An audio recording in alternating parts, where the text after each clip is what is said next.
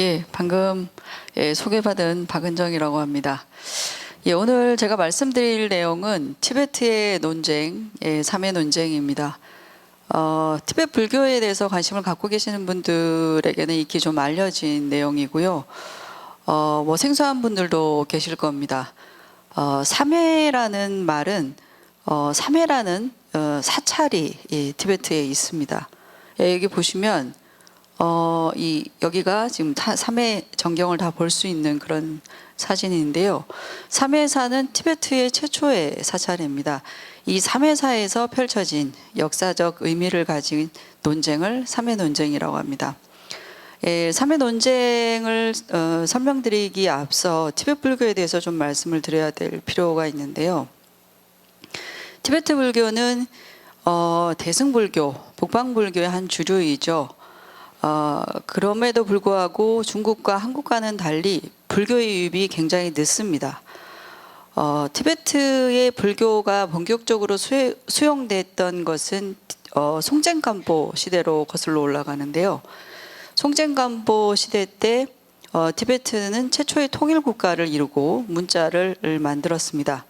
송젠간보에게는 여러 명의 왕비가 있었어요. 그래서 네팔 공주도 있었고, 그 다음에 중국에서 온 문성공주도 있었습니다. 문성공주가 시집으로 올 때 석가모니 부처님 불상을 모셔왔어요.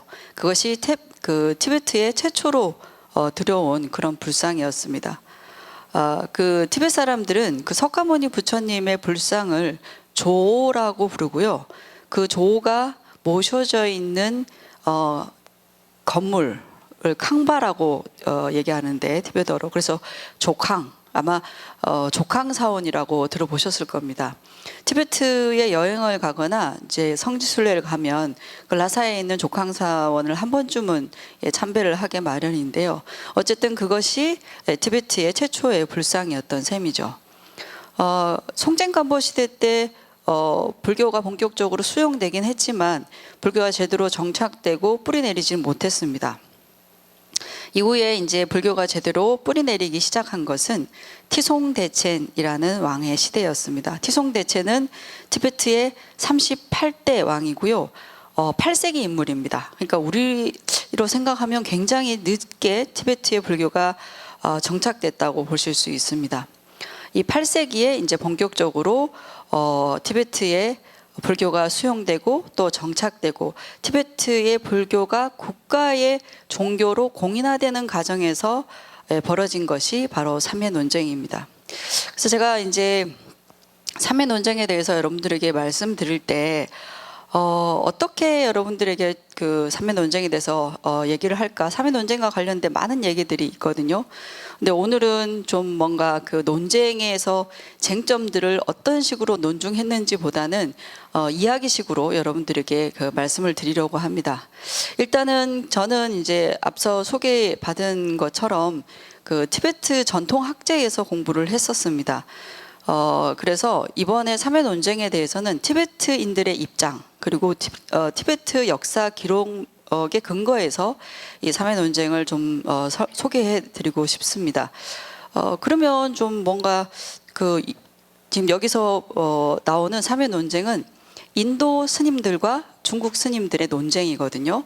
중국 측의 입장도 있기 때문에 양쪽의 균형 잡힌 그런 입장을 좀 취하면서 설명하는 게 낫지 않을까라고 생각하실 수도 있습니다. 근데 대부분의 지금 한국의 삼해 논쟁에 관련된 논문이나 삼해 논쟁에 대한 그런 책들은 대부분 중국 입장을 대변하고 있어요. 그래서 이번만큼은 티베트인들의 기록에 근거를 두고 이제 티베트인들의 입장에서 이 삼해 논쟁이 어떠한 역사적인 의미와 그 가치를 가지고 있는지 조금 살펴볼 필요가 있다는 생각이 들었습니다. 자, 티베트인들의 국어 대사전을 살펴보면요, 삼해 논쟁을 이렇게 설명하고 있습니다. 삼해 논쟁은 8세기에 티베트에 도래한 중국 스님, 그러니까 티베트인들을 중국 스님을 하샹이라고 부릅니다. 옆에 한자로 화상이라고 적혀 있죠. 그것의 중국 발음이 허샹입니다. 그래서 그 중국 스님이 얘기하는 허샹이라는 발음을 따라하면서 아마 하샹이라고 붙인 것 같습니다.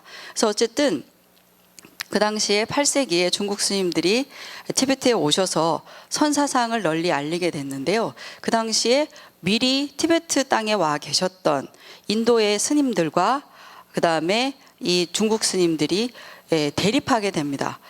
인도 스님들이 티베트에 와서 인도 스님들의 어떤 견해라든지 그 다음에 인도 스님들이 행했던 그런 실천적인 문제들에 서로 굉장히 대치되는 내용들을 선사들이 중국의 스님들이 말씀하시게 된 것이죠. 근데 이것이 굉장히 사회적으로 큰 혼란과 문제가 생기게 됩니다. 그래서 이것을 왕이 주도하고 증명하는 그러한 개입을 하면서 논쟁이 펼쳐지게 됐는데요. 그래서 3회 논쟁을 어전 논쟁이라고 부릅니다. 그런데 사람들이 대부분 이제 3회 논쟁을 얘기를 할 때 이 그 당시의 왕인 티송대첸이 이 주도하고 증명하는 논쟁이 3회 논쟁만 있었느냐 하면 그건 아닙니다. 3회 논쟁 이전에 벤교와의 논쟁이 있었어요. 그래서 이렇게 3회 논쟁을 할 수밖에 없었던 여러 가지의 역사적인 그런 맥락 이런 것들을 좀 짚어봐야 되기 때문에 여러분들에게 그에 관련된 내용도 잠깐 살펴드리겠습니다. 자, 제가 앞서 말씀드린 것처럼 티베트의 기록물에 근거해서 설명을 드리겠다 말씀을 드렸기 때문에요. 여기서 티베트의 그 기록물 바셰라는 역사적 기록물이 있습니다. 이 바셰는 여기 보시다시피 바세낭 그 다음에 바상시 등이 편찬한 기록물이고요. 8세기에 이제 앞서 얘기했던 티송대첸 시절의 상세한 역사 기록입니다. 주로 아까 제가 사진을 보여드렸죠. 3회 사원, 그것이 티베트의 최초의 사원이고 이것을 완공한 이후에 불교가 어떻게 티베트 사회에 보급되었으며 그 다음에 보급되는 그 과정에서 당과 토본은 티베트의 옛 이름입니다. 당과 토본의 관계라든지 그리고 티베트와 인도가 종교적인 그런 교류, 불교 교류를 어떻게 했는지 이런 보급을 하는 과정에서 왕이 이제 칙령을 발표를 했었기 때문에 그런 왕의 칙령과 그 다음에 번역원 설립의 문제, 그 다음에 그 당시에 정치 체제와 경제, 문화, 학문적 발전이 어떻게 이루어졌는지에 관해서 전반적으로 기록하고 있습니다. 그래서 이것이 굉장히 중요한 티베트 역사 기록이에요. 근데 왜 제가 이 얘기를 하냐 하면 나중에 가서 제가 한 번 더 설명을 드리지만 이 3회 논쟁에 대해서 역사적인 사실이냐 아니냐를 학자들이 그렇게 논란이 있다라고 보시는 분들이 있거든요. 그래서 이 바셰라는 기록은 티베트의 국가적인 기록물에 준하는 그런 기록물이라는 말씀을 드립니다. 왜냐하면 이 바셰의 그 옛날 티베트의 그 특수한 종이들이 있습니다. 왜 금이나 은으로 필사하기 위해서 검푸른 세 개의 종이가 있었거든요. 그 종이에 이 바셰의 기록물을 기록을 하고 그 다음에 3회 사원의 그 원본을 모셔두고 전국 그 티베트의 각지에 우리로 얘기하면 뭐 관할 관공서에 모두 이것을 이 기록을 보관하게끔 되어 있었다라고 얘기를 합니다. 이후에 3회사가 불타 없어지면서 화재가 여러 번 있었어요. 그러면서 원본을 모두 불타 없어졌기 때문에 각 그 변방에 있는 그런 지역에서 바셰의 기록들이 이제 일부가 맞지 않는 그런 기록들이 있었습니다. 바셰라는 이 국가적인 기록물을 보관을 할 때 이게 나중에 가감이 되거나 훼손될 수 있었기 때문에 그래서 원본을 기록한다라는 그런 내용들도 있습니다.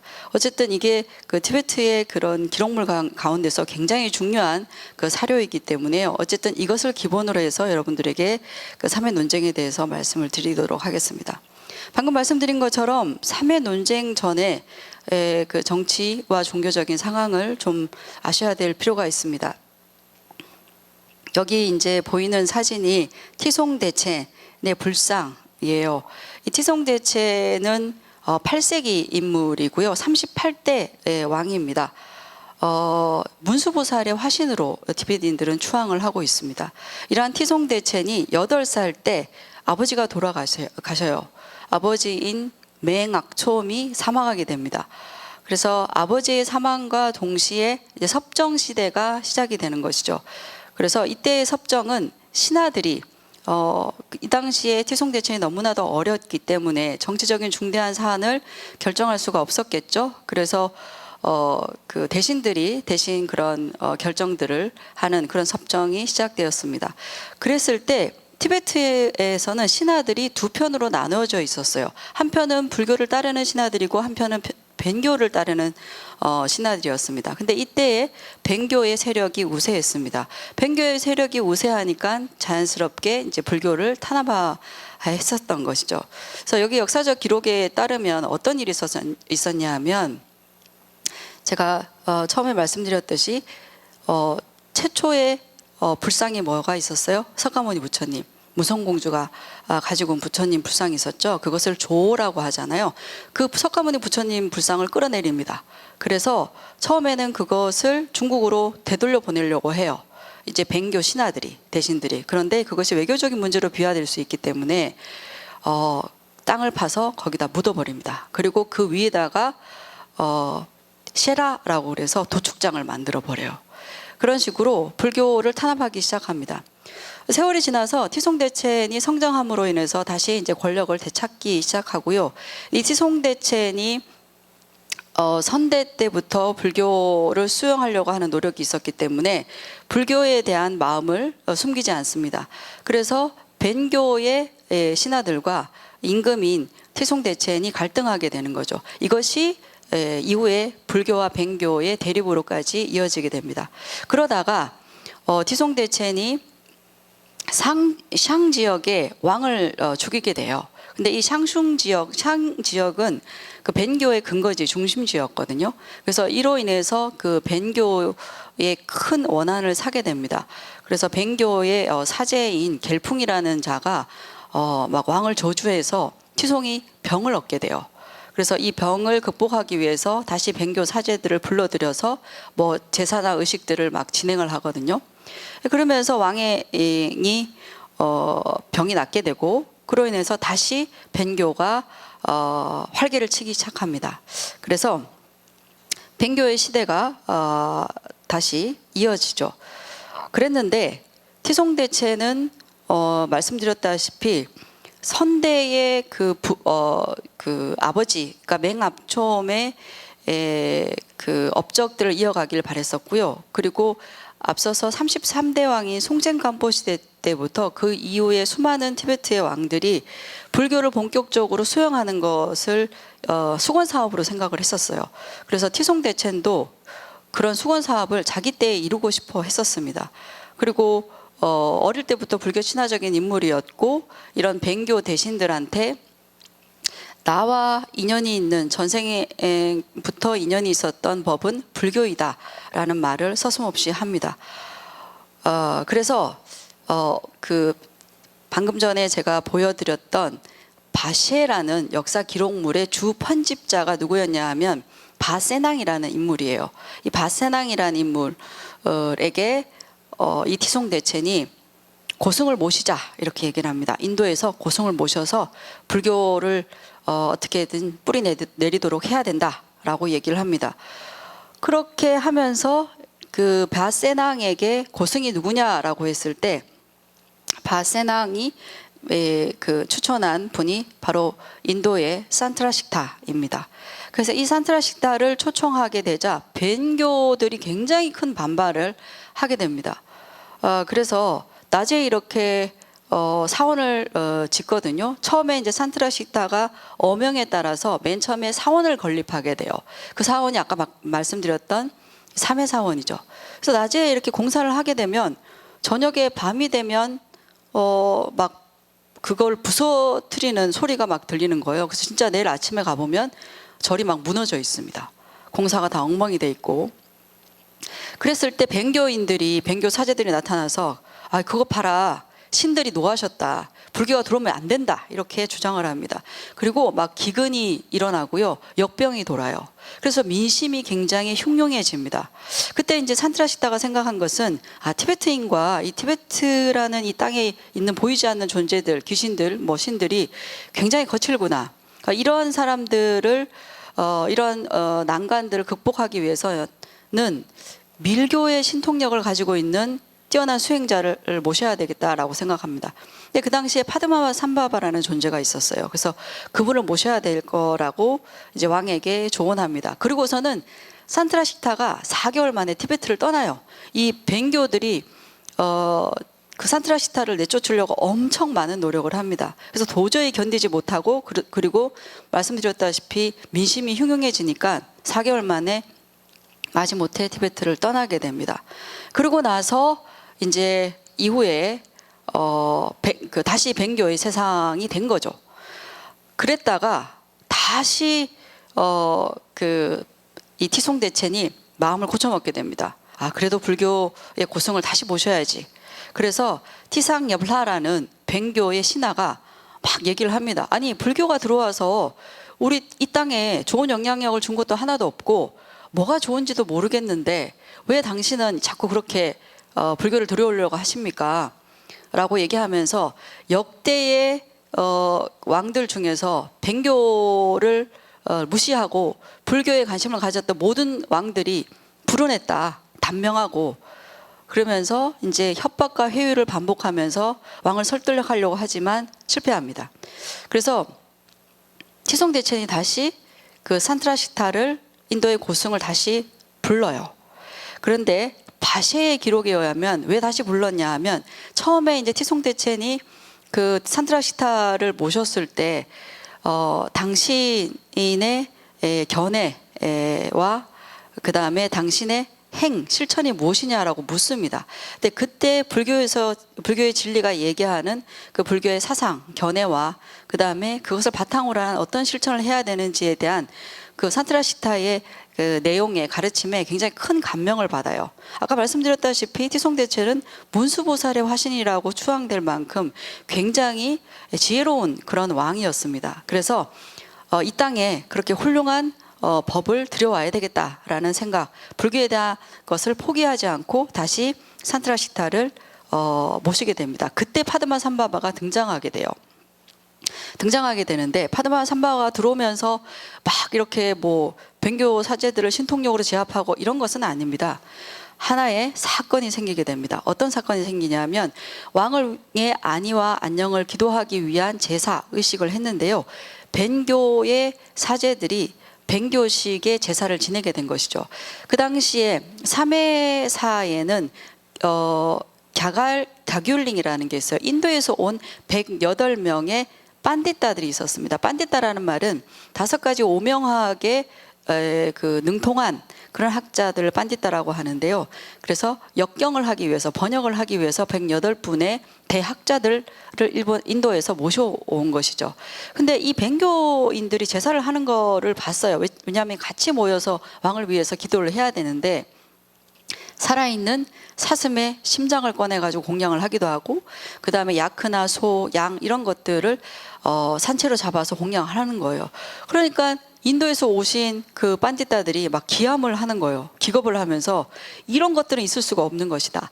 이구동성으로 한 나라에 두 임금이 있을 수 없듯이 한 나라에 이렇게 다른 두 종교가 함께 할 수 없다. 선업과 악업은 할 수 없다라고 강하게 반발합니다. 그러면서 저들에게 저렇게 살생하고 그 살생해서 공양을 올리는 저런 방식을 내버려 둔다면 우리는 떠나겠습니다 라고 얘기를 합니다. 그래서 왕이 굉장히 난감하게 됐죠. 그래서 왕이 어떤 선택을 하냐 하면 뱅교와 불교 이 두 가지 가운데서 어떤 것이 정법인지를 가리기 위해서 논쟁을 하기를 제안합니다. 예, 그것이 아까 말씀드렸듯이 실질적인 첫 번째 어전 논쟁이었어요. 그래서 정법을 가리기 위한 그런 뱅교와의 논쟁을 산트라시타와 하고요. 그리고 뱅교는 주술사들이 굉장히 많이 있었기 때문에 그런 주술적 능력, 아까 뭐 삼해사를 뭐 공사를 지으면 막 무너뜨리기도 하고 뭐 이런 것들이 주술사들의 어떤 역할이 있었기 때문에 가능했다고 보거든요. 그래서 어쨌든 이때에 파드마산바바와 이제 뱅교의 주술사들의 신통력에 관련된 경합을 벌이게 됩니다. 그래서 뱅교와의 논쟁에서 그리고 신통력의 경합에서 모두 불교가 승리하게 됩니다. 이때에 비로소 왕이 그래 정법은 불교다라고 하면서 뱅교를 금지합니다. 물론 반발이 있었죠. 그리고 왕이 선언을 합니다. 이 땅에서 불교를 믿든지 아니면 가라. 아니면 개종하든지 이라고 해서 개종을 하게 됩니다. 그래서 뱅교 성직자 500명이 개종을 하게 되고요. 스님이 됩니다. 스님이 되고 또 일부는 떠나기도 하고 그렇습니다. 그래서 이때에 이제 뱅교를 쫓아내고 불교가 국가적 종교로 공인받게 됩니다. 그래서 이렇게 지금 제가 이제 짧은 몇십 분 안에 이런 뱅교와 불교의 엄청난 그런 암투와 모략과 다툼이 있었는지 굉장히 다양한 사건 사고들이 있었습니다. 그래서 다 설명을 못 드리지만 이것이 결국에는 왕이 이것을 중재하고 여기에 대한 결정을 내릴 수밖에 없었던 그런 피치를 못한 사정이 있었다라는 것을 여러분들에게 말씀드리는 것이고요.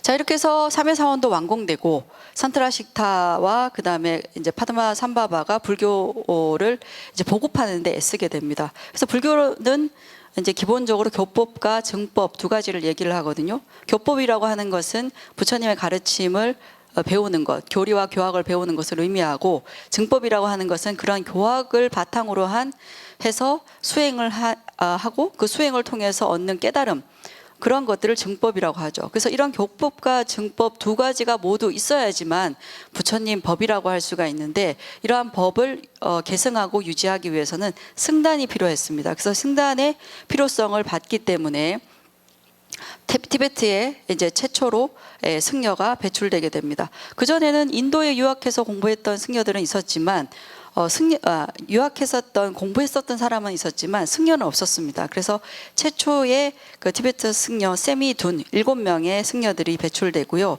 그리고 왕이 많은 사람들에게 그런 출가를 권유를 했었습니다. 근데 출가를 하면 먹고 사는 일이 막히잖아요. 그러니까 왕이 지원을 해주겠다라고 하게 됩니다. 그래서 많은 사람들이 출가를 하게 되고 교단이 형성되게 되죠. 그리고 가장 큰 또 하나의 변화는 올라 국사에게 이제 정치와 종교에 대한 상의를 하는데, 파드마산바바는 정치에 관련해서 주로 상의를 했었고, 그 다음에 산트라식타는 종교에 관련된 상의를 했었겠죠. 그리고 이때부터 불교식 이름을 쓰기 시작했습니다. 그 전에는 어떤 이름이냐면 딱딱, 그러니까 호랑이 소리, 호랑이와 관련된, 그러니까 약간 그 뱅교는 샤머니즘에 가까운 그런 자생 토착 신앙이었어요.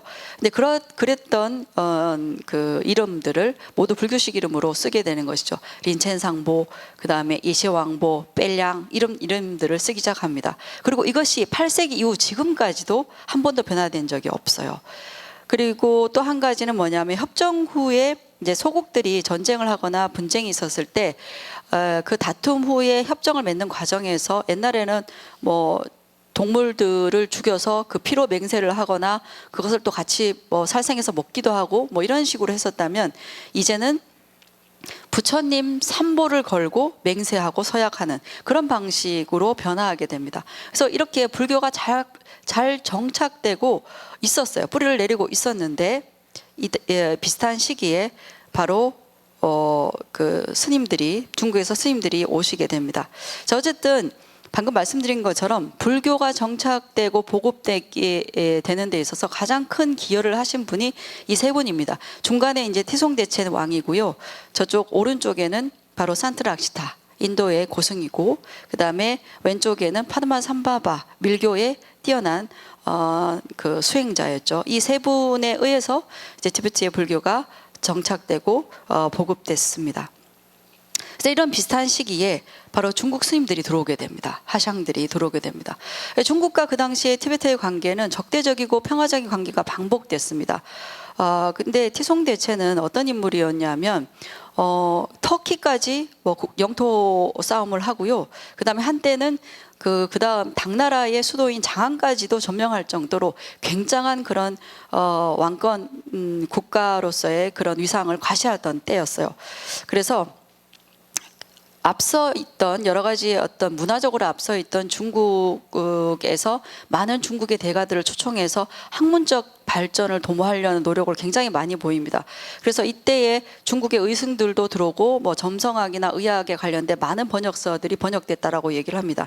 그렇지만 중국과의 종교적 교류는 미미했어요. 왜냐하면 티송대첸의 근본적인 생각은 어떤 생각이 있었냐면 수원의 시작이 카일라스이듯이 불교의 시작은 인도이기 때문에 불교에서 법을 들여온다, 고승을 초청한다는 기본적인 생각을 가지고 있었습니다. 근데 이 당시에는 서로 왕래가 자유롭고 불교를 굉장히 숭상하는 왕이었기 때문에 중국 스님들을 또 중국의 학문 발전을 도모하기 위해서 대가로서 초청하기도 했고요. 또 중국 스님들이 이제 아까 그 삼예사원에서 또 머무시면서 수행을 하기도 했었습니다. 삼예사원은 그 구사론에 나와 있는 불교의 우주관 세계관을 담고 있는데요. 구사론에서 이제 그 4대주 8소주가 있습니다. 그래서 그것을 본따서 12개의 건물이 있었는데 그 중에 하나가 미오삼델링이라는 공간이 있었어요. 미오삼델링은 미오는 움직이지 않는, 삼델링은 선원 이라는 뜻입니다. 그래서 부동선언으로 번역될 수 있는데 어쨌든 중국 스님들께서 여기서 수행을 하셨어요. 그 중에서 마하연이라는 뛰어난 중국 스님께서 이제 티베트 사람들에게 이렇게 천천히 그 선의 가르침을 펼치게 됩니다. 그래서 이것이 계기가 돼서 티베트의 선사상이 유행하게 된 것이죠. 예, 그렇습니다. 그래서 그때 당시에 이제 그 마하얀 선사 그러니까 중국 하샹들의 견해들이 어떤 것인지를 살펴보면 첫 번째는 대부분 이제 중생들은 이제 선업과 불선업으로 인해서 선치에 태어나고 또 악치에 태어나면서 윤회를 반복한다. 하지만 이런 윤회에서 벗어날 수 있는 유일한 방법은 아무것도 생각하지 않는 것을 불사이간 혹은 무상무념 혹은 불사불관이라고 얘기를 합니다. 그러니까 이러한 어떤 방식으로 단박에 해탈할 수 있다. 도노적인 해탈을 주장을 했습니다. 그리고 대승불교에서 얘기하는 보시를 비롯한 10가지 십바라밀, 십법은 인연 없는 중생을 위한 것이고 그 다음에 둥근기를 위한 것이다. 그러니까 근기라고 하면 그릇을 얘기하잖아요. 그릇에는 지혜가 뛰어난 자를 이근이라고 하고 지혜가 상대적으로 낮은 사람을 둥근이라고 혹은 둥근기라고 얘기합니다. 그래서 그런 보시를 비롯한 그런 십바라밀의 법은 둥근기를 위한 설법이다. 이렇게 얘기를 합니다. 그래서 실질적으로 이런 어떤 선업도 필요가 없고 그 다음에 차제적으로 공부하는 것에 대한 것은 하열한 근기를 위한 사람의 것이라고 얘기를 했습니다. 사실은 이 하샹의 견해를 제가 이제 티베트에 가서 공부를 하면서 이걸 처음에 딱 들었을 때 온몸에 소름이 돋았어요. 그러니까 왜냐하면 제가 대학생 때 그 대불련 한국대학생불교연합회 대불련 활동을 하면서 불교를 접했었거든요. 그래서 저희가 불교에 대해서 너무 관심이 많고 불교를 너무 알고 싶은데 마땅히 물을 데가 없어요. 근데 저희 선배 중에 불교 학생의 출신의 선배 중에 스님이 되신 분이 계신다는 거예요. 또 비구니 스님이라서 또 여러 가지를 좀 물어볼 수 있겠다 싶어서 제가 그 스님을 찾아갑니다. 그 스님이 그 당시에 그 내원사에 비구니 스님들이 공부하는 곳이죠. 선원이 있는 그 내원사에 찾아가게 되는데 거기에서 그 비구니 스님과 얘기를 하고 싶어서 찾아갔을 때 만나주지 않았어요. 그 대신 어떤 스님 찾아왔습니다 라고 얘기를 하니까 중간에서 이제 말을 전해주는 스님이 계셨는데 그 스님이 어떤 얘기를 했냐면 스님이 전하라고 하셨습니다. 스님의 흰 구름은 선업이고 이제 먹구름은 악업인데 자기는 어떤 선업도 짓지 않는다. 선업조차도 짓지 않는다. 모두 태양의 자성을 가리는 장애일 뿐이다. 이 말을 저한테 주셨어요.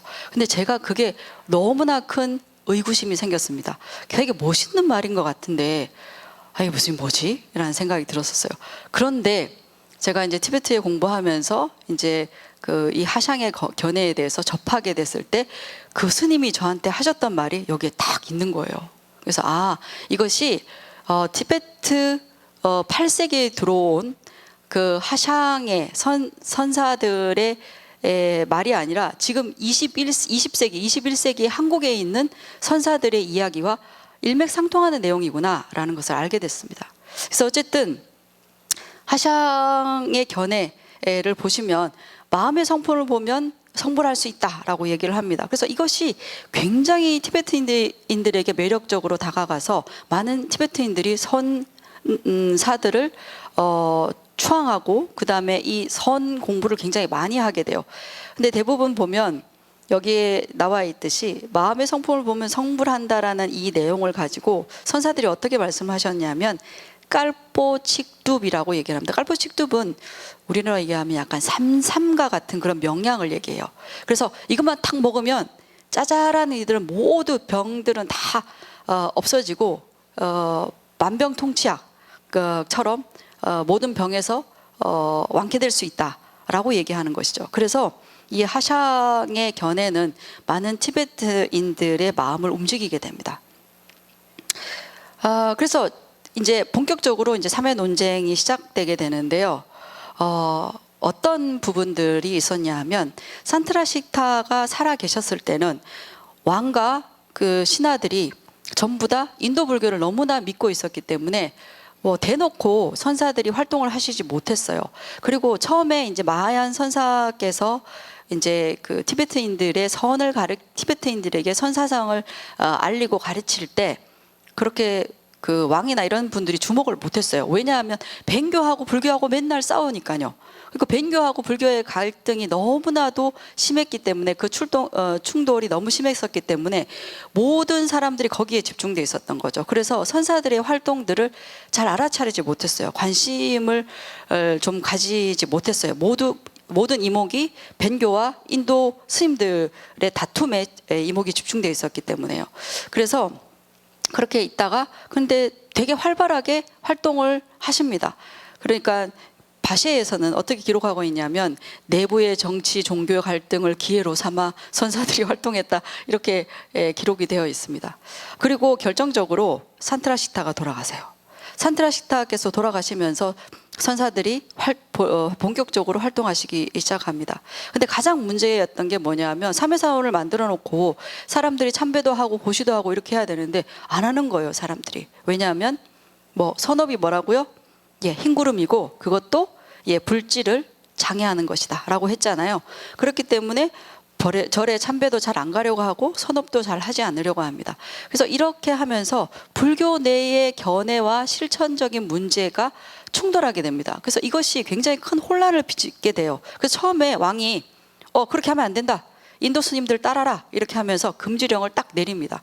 금지령을 내니까 여기에 대한 반발이 엄청나게 거셉니다. 선사들이 사실 좀 과격하시잖아요. 그래서 그 바셰의 기록에 의하면 어떤 게 있냐면 팔을 탁 잘라요. 팔 딱 자르고 그 다음에 성기를 막 자해해요. 그리고 누구 한 명은 자살해요. 그래서 왕이 너무 충격을 받습니다. 어떡하지? 이게 보통 이게 그냥 뱅교보다 더 심한 그런 과격한 저항, 반발이 일어나게 됩니다. 그래서 근데 사실은 산트라시타께서 조금 눈치를 채셨던 것 같아요. 유언을 남기면서 어떤 내용을 남기시냐 하면 티베트에는 외도가 들어올 수 없다. 티베트에서 외도와 논쟁을 벌일 일은 없지만 불교 내에서 분명히 충돌이 생길 것이다. 그래서 그러한 갈등이 생길 때 내 제자인 까말라 신라를 초청해야지만 그들을 어떻게 보면 막을 수 있을 것이다 라는 유언을 남깁니다. 누구에게? 바세낭에게요. 바셰를 편찬하신 분 있죠. 그분에게 유언을 남깁니다. 왕에게도 그것이 전달돼요. 그래서 이렇게 문제가 심각하니까 왕이 어떻게 해요? 바세낭을 다시 불러요. 바세낭은 중간에 조금 어려움을 겪습니다. 그래서 본인은 그분이 최초의 티베트의 승려이기도 했지만은 삼회사의 최초의 주지 스님이었거든요. 근데 중간에 여러 가지 막 복잡한 문제 때문에 그만두고 잠시 떠나 계셨어요. 수행처에. 근데 왕이 다시 부릅니다. 이거 너무 심각한 문제다. 이거 빨리 해결해라. 이렇게 해서 까말라 신라를 초청하게 됩니다. 그래 까말라 신라를 초청하고 왕이 자 어떤 것이 전견인지 사견인지 가리자라고 선언합니다. 그래서 이것이 논쟁의 어떤 시발점, 시작이 되는 것이죠. 논쟁을 선언하게 되면서 어떤 일이 발생했냐면 부동선언에 아까 삼해사원에 있는 미호 쌈델링에 계셨던 중국 스님들이 300분이나 계셨는가 봐요. 300분이 전부 다 문 탁 닫고 자 이제부터 논쟁을 준비하자. 그래서 4개월간 반야경 등을 읽으면서 논쟁을 준비하셨다고 합니다. 그랬어요. 자, 그래서 논쟁을 시작했는데 이 바셰와의 기록에 근거해서 많은 티베트 학자들은 기존에 있었던 인도 논쟁과는 굉장히 사뭇 다르다라고 얘기합니다. 인도 내에서 있었던 논쟁들은 어떤 거였나요? 외도들과의 논쟁이었죠. 그러니까 외도들이 챌린지를 계속 해옵니다. 챌린지 계속하면서 논쟁을 벌였기 때문에 불교 내의 충돌로서 논쟁을 한 것은 첫 번째 사례입니다. 그래서 인도의 아사리와 중국 하샹 둘 다 불교잖아요. 그래서 불교 내의 견해 충돌로 인해서 논쟁을 하게 됐고요. 그 다음에 대부분 보면 인도 논쟁, 나란다에서 있었던 인도 논쟁들은 교조를 걸고 논쟁을 합니다. 교조를 걸고 논쟁을 한다는 것은 뭐냐 하면 이기면 자기 종교를 버리고 이쪽으로 개종한다는 의미가 있었습니다. 근데 이것은 그런 것이 아니죠. 이것은 정견과 사견을 가름하는 논쟁이고 티베트 불교의 향방을 결정하는 논쟁이에요. 근데 이제 뭐 조금 지엽적인 것이긴 합니다만 이 바셰의 기록에 의하면 이 왕이 증명하는 어전 논쟁에 오른쪽에는 하샹 중국 스님을 두고 왼쪽에는 까말라 신라 인도 측 스님을 뒀다라고 기록하고 있습니다. 그래서 여기에 대해서 티베트 학자들의 의견이 분분한데 그 티송대첸의 어머니가 중국인이었다라는 그런 내용이 있거든요. 그래서 그 호녀를 갸차라고 부르는데 갸차였기 때문에 아마 각각 다는 의미로 이제 하샹을 우측에 둔 것이 아닐까라고 얘기를 합니다. 그래서 어쨌든 왕이 뭐라고 얘기하냐면 패자가 승자에게 꽃다발을 주면 그것을 패배로 인정한 것으로 하자라고 했습니다. 그래서 논쟁이 펼쳐지게 된 것이죠. 아까 얘기했던 그 하샹의 견해들 중에서 쟁점은 지금 여기 보이시는 이 세 가지입니다. 그러니까 부사불간의 간신법과 그 다음에 선업의 수습, 선업을 닦는 것이 가치가 있냐 없냐, 그 다음에 육바라밀과 30도풍의 어떤 점진적인 수행과 이런 깨달음의 위상에 관련된 것이 쟁점의 내용이었습니다. 자, 어쨌든 이 그 선사들의 주장으로 인해서 이제 가장 크게 이제 문제로 부각됐던 것이 아까 말씀드렸던 것처럼 보시를 비롯한 그런 10가지의 바람일을 행할 필요가 없다라고 했잖아요. 그래서 지혜를 통한 어떤 성불, 그러니까 견성 성불을 얘기하면서 지혜는 필요하지만 상대적으로 방편을 부정하게 되는 결과를 초래하고요. 그 다음에 어떤 것도 생각하지 마라.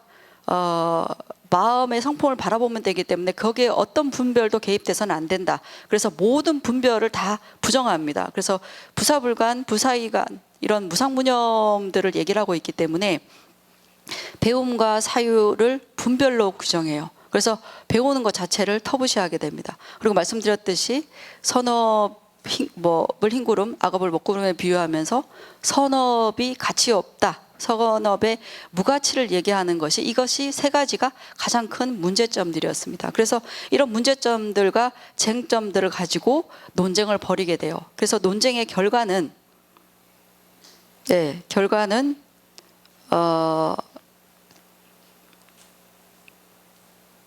결과로 어쨌든 불교가 승리하게 되는데요. 지금 이제 여기에 나와 있는 내용은 뭐냐면 제가 바셰에 나와 있는 그 티송대첸의 칙령을 가져왔어요.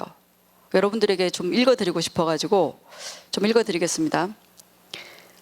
겔부 하샹기 최 땜민바 찍자죽질 슬와니 최남바 쫄라 꿰인겔 때 대미기 셈니징 당당 생기 롭종기 고각대 토제나 셈진식 최누바르 귤베 토제라 대다부 대 케랑 남마곰식 달렌체 목을 배제 른방 강객양 최자와 남기 대다르자대 찔 배 타kop도 교르바당 릭발루이싱 랑가 완망에 체니 똑바르 가싱 소바르 교르바 갸갈기 케바롭도 중화 닭바 겔보이 젠 당대 연다제 로자와 케베 땐라 법에 체델라 주바자오 케베 연당 마제 로자와 케베 뗄라 마법에 최델라 족발미자오. 예, 이런 내용입니다. 왕이 이런 칙령을 내렸어요. 그래서 번역을 해왔습니다. 왕께서 돈문이라는 하샹의 법은 시법을 허물이라 여겨 행하지 않는다. 나와 남의 배움의 문을 막고 배움을 멈추게 한다면 그것으로 마음이 어두워지고 법을 쇠락하게 함으로 그만두라. 그와 같은 것들을 그대들은 닦지 말라. 이제 우리 티벳의 군신과 백성들은 누구라도 법을 행하는 자라면 이와 같이 할지다. 티벳은 격지에 있는 나라이며 어리석고 범인만 많을 뿐이다. 그리하여 법은 깨닫기 어렵다. 왕이 초청하여 지원하는 인도의 현자로 알려진 스님과 정통한 역경사가 인정하는 법을 행해야 한다. 왕이 지원하지 않고 정통한 역경사가 인정하지 않는 것은 행하지 마라. 이렇게 말씀하십니다. 만병통치약 깔보 취둡이라는 도풍을 버리고 룩릭, 논거와 정거에 어긋남이 없는 인도의 도풍을 따르라. 이제 중국에도 깔보 칙둡을 따르는 사람이 있다면 벌을 내리리라 라고 티벳 전역에 금지령을 내리고 중국의 선의 교조를 모아서 3회사에 묻었다 라고 되어 있습니다. 그래서 이게 바셰의 내용이에요. 그래서 이 이후에 그런데 어떻게 얘기를 하냐 하면 마하얀 선사가 꽃을 줍니다. 마지막에 대답을 하라고 하니까 대답을 안 해요. 그러니까 왕이 대답을 종용해요. 대답하라. 그러니까 더 이상 대답할 게 없습니다. 앞에 이미 다 답을 했고 이와 달리 말할 것이 없습니다 라고 하고 일어서서 그 꽃다발을 까말라실라에게 줍니다. 그래서 패배를 인정하게 된 것이죠. 그렇지만 마하얀 선사는 3회사에 그 법당을 조그맣게 이제 세우기를 원했어요. 근데 왕이 보시를 해줍니다. 왕이 지원을 해줘요. 그래서 중국 스님들이 굉장히 좋아하면서 이제 보두가야 인도로 떠나자 이렇게 해서 떠났다라고 얘기합니다. 그래서 이 그 떠났다 중국 하샹이 인도행을 그 바셰에서는 기록하고 있는데 티베트 학자들이 굉장히 서운하게 생각해요. 그러니까 그 서양 학자들이나 이제 외국의 이제 학자들을 이렇게 서운하게 생각한다라고 하는 게 무슨 이유냐 하면 태종대체 왕이 중국 스님들을 쫓아냈다라고 이렇게 얘기를 하는데 그렇지 않다는 거예요. 그 어디에도 쫓아나지 않고 스스로 물러났다. 스스로 티베트 땅을 떠났다라고 얘기를 하고 있습니다. 왜냐하면 백교는 달라요. 백교는 정법과 사법을 가리는 거였잖아요. 두 가지 종교 중에 한 가지 종교를 결정하는 것이었기 때문에 백교는 쫓아낼 수밖에 없었습니다. 근데 이것은 같은 불교이죠. 그래서 스님들을 왕이 막 쫓아내고 이렇게 할 수가 없었어요. 그들 물론 이렇게 패배라고 할까요? 이런 어떤 분위기에서는 스스로 물러날 수밖에 없는 그런 분위기가 아마 조성됐을 거라고 보고요. 그래서 쫓아냈다라고 하는 부분에 대해서 굉장히 억울해합니다. 티베트인들이요. 하여튼 그 이후에도 왕의 금지령을 수행하지 못하는 돈문파 제자들이 있어서